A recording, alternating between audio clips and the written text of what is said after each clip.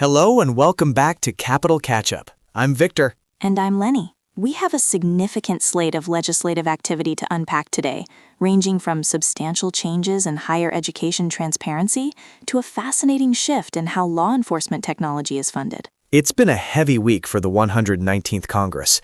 We're looking at data largely from late January through the first week of February 2026. Let's dive straight into the legislation, specifically a cluster of bills addressing the financial burden of education. Lenny, the sticker shock of college seems to be the target here. Absolutely, Victor. Two bills stand out immediately. House Resolution 3153, the Understanding the True Cost of College Act of 2025, and House Resolution 6502, the College Financial Aid Clarity Act. These titles sound promising, but what's the mechanism? It's about standardization. Historically, universities have used vague terminology in financial aid offers, blurring the line between loans you have to pay back and grants you don't. H.R. 3153 and H.R. 6502 mandate uniform terminology. It's a consumer protection move. If you think back to the Truth in Lending Act of 1968, which forced banks to be clear about interest rates, this is the academic equivalent. That pairs well with House Resolution 6002, the Veterans Earned Education Act. This appears to close loopholes where veteran benefits weren't covering certain accreditations. It's a cleanup bill, but vital for those relying on the GI Bill. Moving from education to the economy of the home, literally. We have a trifecta of housing and healthcare bills. House Resolution 6644, the Housing for the 21st Century Act, and House Resolution 7141, the Affordable Housing Guarantee Act. And over in the Senate, Senate Bill 3599, the Affordable Choice Act. But I want to zero in on House Resolution 6951, the Stop Unfair Medicaid Recoveries Act. This is a massive issue for low-income families that often flies under the radar. Can you break that down? Because Medicaid recovery sounds like a procedural term, but it's actually quite personal. It is. Under current law, if a person over 55 uses Medicaid for long-term care, states are federally required to try and recover those costs from the individual's estate after they pass away. Often that means seizing the family home. H.R. 6951 would repeal that mandate. This is a legacy issue. These recovery mandates were tightened in the 1990s, and this bill argues that they prevent generational wealth building among the poor. That is a significant policy shift. Shifting gears to public safety, there is a very specific focus on less lethal technology. We see Senate Bill 3514, the Less Than Lethal Act, and a companion piece, House Resolution 4242. H.R. 4242 is interesting because it's a tax modernization act. Instead of just handing out grants for police departments to buy tasers or pepperball launchers, this uses the tax code to incentivize the development of new de-escalation technologies. It's using fiscal policy to drive social outcomes, a classic legislative lever. We also need to touch on the technology and science sectors. House Resolution 2321, the United States Leadership in Immersive Technology Act, and House Resolution 7388, the Smart Space Act of 2026. The Smart Space Act is crucial as the commercial space sector gets crowded. It likely clarifies regulatory jurisdiction between the FAA and the Department of Commerce regarding commercial launches.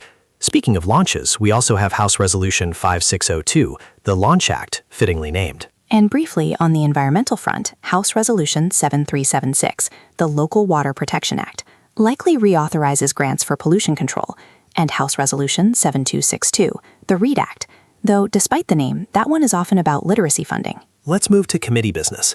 The schedule for January 2026 was packed. The House Judiciary Committee held a hearing with a title that grabbed my attention, Between a Rock and a Hard Place, Protecting the U.S. Stone Slab Industry from Lawfare. It sounds niche, but it's about trade and tariffs. Lawfare usually implies using legal systems to damage a competitor. This hearing on January 14th examined how foreign entities might be using U.S. courts to bypass trade restrictions on materials like quartz and granite. On that same day, the Natural Resources Committee held a legislative hearing on 5 distinct bills. This is a key procedural step. Before a bill goes to a markup where they edit the text, it gets a hearing. They discussed House Resolution 3922 regarding wildfire solutions and House Resolution 6000, the Grasslands Grazing Act. That Cross-Boundary Wildfire Solutions Act is pivotal for the West. Fires don't stop at property lines, but federal funding often do. That bill aims to smooth out the bureaucracy of fighting fires that span federal, state, and private land. Another hearing to note from January 7th was Full Stream Ahead, Competition and Consumer Choice in Digital Streaming. Congress is finally catching up to the consolidation in the streaming market. It mirrors the antitrust hearings we saw late in 2025 regarding foreign governments targeting U.S. businesses. And we can't ignore the oversight hearings. There was a two-part series on fraud and misuse of federal funds in Minnesota. These oversight hearings are often where the political fireworks happen, setting the stage for future regulatory clawbacks. Turning to the executive branch, we have a slate of nominations moving through the Senate. The president has nominated Daniel E. Burrows of Colorado to be an assistant attorney general. We also see a flush of U.S. attorney nominations: Thomas Govan Jr. for the Middle District of Alabama, Zachary Keller for Western Louisiana, and Ryan Raybould for Northern Texas. And on the bench, Brian Charles Lee is up for the Western District of Tennessee, and Justin R. Olson for the Southeastern District of Indiana. For our listeners, remember, U.S. attorneys enforce federal law, but district judges are lifetime appointments.